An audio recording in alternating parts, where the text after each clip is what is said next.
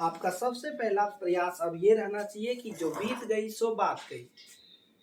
एक है निराला जी का जो बीत गई सो बात गई, और उस पे एक कवि संदीप द्विवेदी जी की कविता है, सब जाग रहे तू सोता रह, किस्मत को मारे रोता रह, जो दूर है माना मिला नहीं, जो पास है उसे भी खोता रह। पास तो आपका 12th है भैया, 11th तो बीत चुका है। पास आपका 12th है, अब फोकस 12th पे कीजिए, अब 11th को छोड़िए, क्योंकि 12th के एग्जाम देने के बाद आपको 11th पढ़ने का मौका मिलेगा।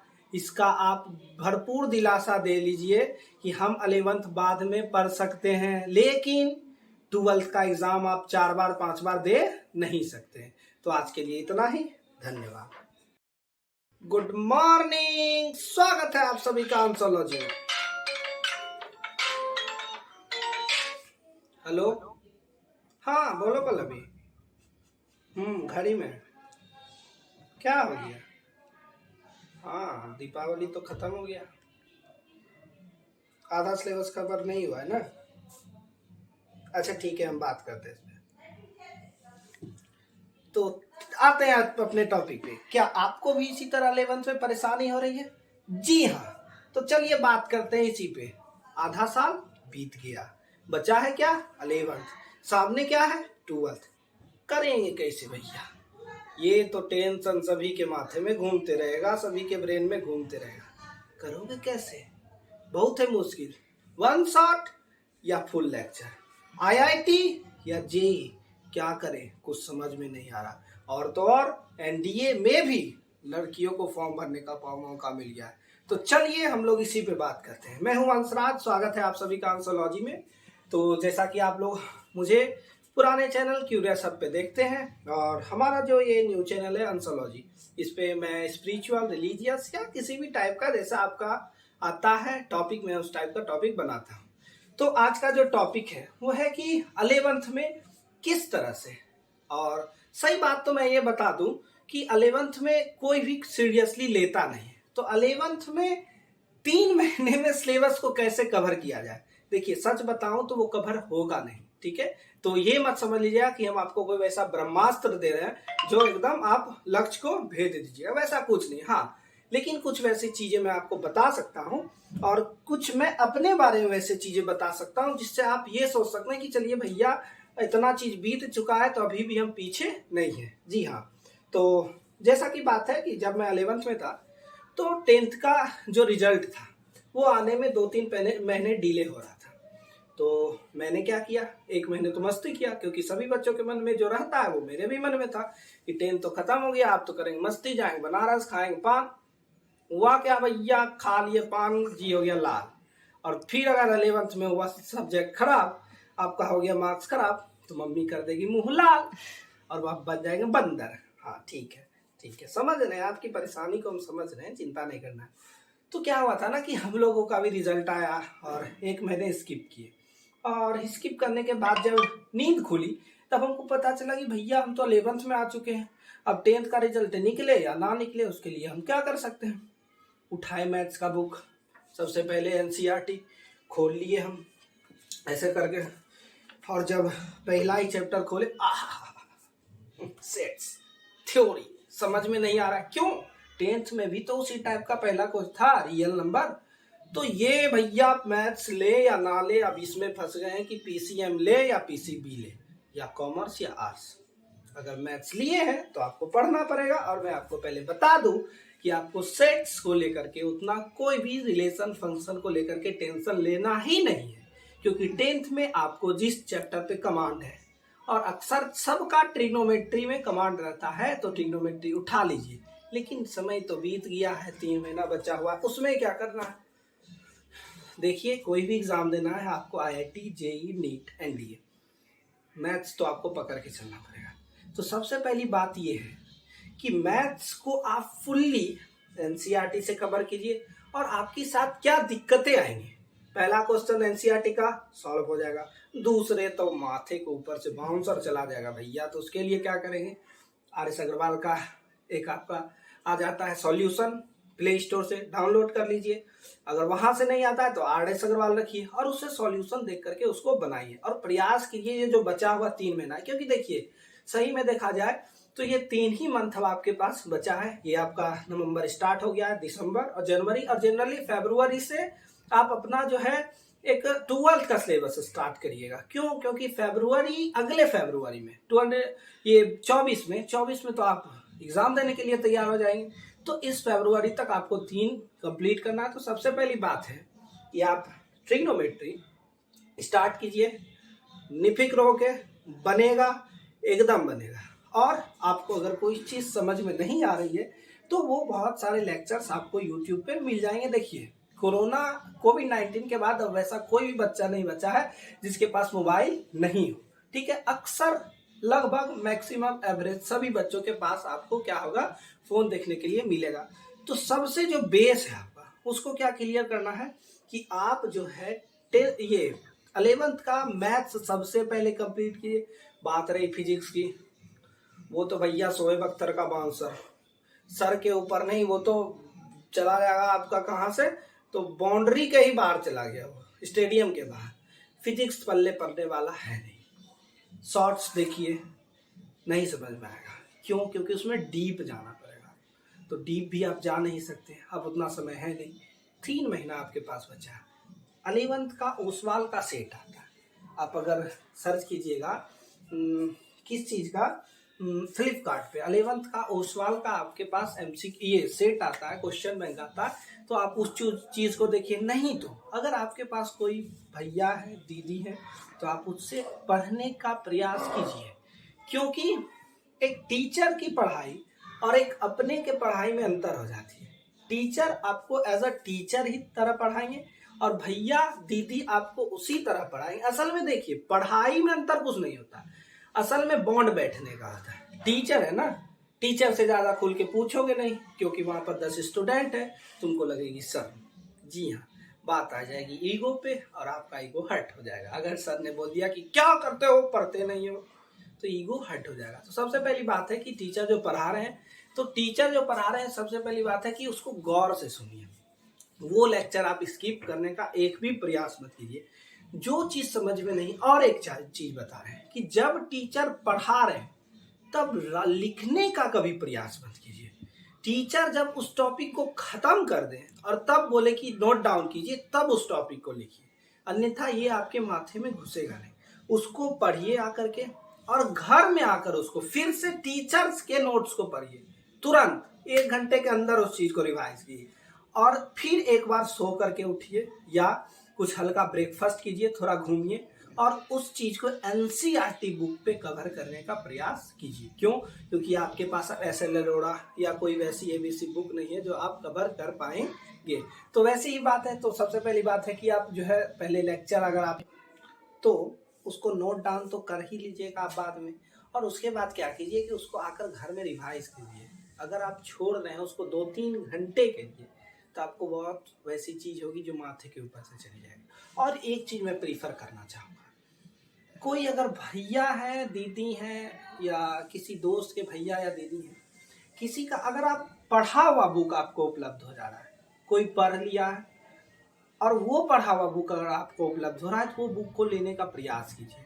क्योंकि वो जो पढ़ा हुआ होगा 11th में उनका, वो अंडरलाइन किया हुआ होगा, और अंडरलाइन किया होगा मतलब उससे ये आपको पता चल जाएगा कि 11th में जिसमें सभी बच्चे फांकी मारते हैं, अब आपके समय में वो भी फांकी मारे होंगे, तो वो क्या क्या मोस्ट इंपॉर्टेंट पढ़े हैं, तो उस चीज को आप उस बुक से तैयार करने का प्रयास कीजिए। अगर आपको वो बुक उपलब्ध हो रहा है या किसी का नोट्स उपलब्ध हो रहा है, किसी का नोट्स मतलब अब ऐसा नहीं है दूसरे का नोट्स लेकर के पूरा बौला हो रहे हैं कि अब लिख के मार एकदम फलना चिलना, नहीं, आराम से उसको पढ़ने का प्रयास कीजिए। और 3 महीना बचा है, नोट्स बनाने से कोई फायदा है नहीं, ठीक है। और अगर आप बना रहे हैं तो इसमें भी कोई बुराई नहीं, बना सकते हैं। और अगर आप नोट्स बना लिए हैं या बना रहे हैं, और अगर बनाना स्टार्ट ही नहीं किए हैं, और अगर स्टार्ट नहीं किए तो उसको छोड़ दीजिए। वो बस नोट्स को पढ़िए और एक रफ कॉपी लीजिए और नोट डाउन कीजिए। कैसे? बुक के भाषा में नहीं, बुक के लैंग्वेज में नहीं, जो आप अपनी भाषा में जिस तरह से बात करते हैं, या तो हिंदी हो, या तो इंग्लिश हो, या तो हिंग्लिश हो, किसी भी तरह, जरूर नहीं हिंदी लिखे हैं तो पूरा आप रामधारी सिंह बजाना, इंग्लिश में लिख रहे हैं तो शेक्सपियर बजाना, नहीं, जिस तरह से आपको प्रीफरेंस, जिस तरह से आपको अच्छा लग रहा है उस तरह से आप इंग्लिश में भी लिख सकते हैं। तो सबसे पहली बात है कि अगर 3-4 ऑप्शन है आपके पास, किसी टीचर को ज्वाइन किए हुए हैं तो वो उनका क्लास रेगुलर कीजिए। रेगुलरिटी के बाद है कि वहां जाने के बाद एकदम पूरा फोकस आपको टीचर के सर पर, टॉपिक पर आना चाहिए। इससे इधर उधर नहीं, लिखिए कम, समझिए ज्यादा। 11th है, समय कम है आपके पास, लिखिए कम और समझिए ज्यादा, क्योंकि 11th का रिजल्ट आपको ज्यादातर कहीं पर भी देखने के लिए नहीं मिलेगा, जिस तरह से 9th का रिजल्ट आपको देखने के लिए नहीं मिलता है। तो 11th का कॉन्सेप्ट बिल्डिंग के लिए आपको 11th जरूरी है, अगर आप IIT, JEE, नीट ये सब चीज का आप एग्जाम दे रहे हो तो। लेकिन अगर आप NDA के लिए अपना मन बना चुके हैं तो हम तो कहेंगे कि आप फिजिक्स केमिस्ट्री पे उतना जोर मत दीजिए जी। हाँ, क्योंकि पाथ फाइंडर का एक बुक आता है, मैं आपको दिखा दूंगा किसी दिन, एक में इतनी मोटी बुक आती है, और उससे जैसे कि आप जान रहे हैं कि जो आपका GAT होता है, जनरल एबिलिटी टेस्ट में, तो फिजिक्स केमिस्ट्री मैथ्स बोलते, फिजिक्स केमिस्ट्री बायोलॉजी ये मिला हुआ रहता है। तो अगर आप उससे PYQ सिर्फ कर रहे हैं तो आपका PC20 से आपका एवरेज क्वेश्चन बन जाएगा, और एवरेज से हो सकता है कुछ 10% 20% ज्यादा ही बने। और GAT में आपको क्या करना है, सिर्फ क्या करना है कि जनरली है या GAT मतलब इंग्लिश पे पकड़ है तो आपका GAT निकलेगा, इंग्लिश पे पकड़ नहीं है तो GAT आपका निकलने वाला नहीं है। क्योंकि आप अगर देखोगे तो लगभग 100 या 120 क्वेश्चन रहते हैं, तो उसमें लगभग शायद 200 नंबर का क्वेश्चन शायद GAT में इंग्लिश का ही शायद रहता है, 400 में 200 का शायद इंग्लिश का ही रहता है। तो अब आता है कि आपके पास इतना सारा ऑप्शन है, 3 महीना दिक्कत हो रहा है, क्या करें? भूल जाइए सब चीज को। सबसे पहला हम क्या बताएं, मैथ्स को फिनिश कीजिए एनी हाउ, नहीं कीजिएगा तो बहुत दिक्कत होने वाला है आपको। सबसे पहला है कि मैथ्स फिनिश किए, केमिस्ट्री का फर्स्ट बुक का लास्ट से 2 चैप्टर 3 चैप्टर, और सेकेंड बुक को तो जरूर खत्म कीजिए। सेकेंड बुक को खत्म नहीं किए हैं तो 12th में बहुत प्रॉब्लम आने वाला है ऑर्गेनिक केमिस्ट्री में, क्योंकि ऑर्गेनिक केमिस्ट्री अगर आपको इस यहाँ 11th में समझ में नहीं आएगा तो वहाँ आप किसी भी नोमेनक्लेचर को ना तो बना पाएंगे ना तो समझ पाएंगे, और बहुत ही बाउंसर जाएगा, तब आपको रटना पड़ेगा ऑर्गेनिक केमिस्ट्री को। तो सबसे पहला प्रयास है कि अगर आपका 2-3 चैप्टर शुरुआत में केमिस्ट्री से खत्म हो चुका है तो बढ़िया है, आप के टीचर पढ़ा रहे हैं तो भी बढ़िया है, नहीं कहेंगे टीचर जो पढ़ा रहे हैं तो उनको तो पढ़ना है, आप अलग से अपना सेकेंड ऑर्गेनिक पढ़ने का प्रयास कीजिए, क्योंकि वो आपके 10th के चैप्टर 4 के साइंस के कार्बन कंपाउंड से मिलता जुलता चैप्टर उसमें सारा है। तो आप उसको क्या कीजिए, फिनिश करने का प्रयास कीजिए। सेकेंड बुक तो एनी हाउ आपको ऑर्गेनिक केमिस्ट्री का बुक खत्म कर लीजिए तो बहुत बढ़िया मेरे हिसाब से, ठीक है।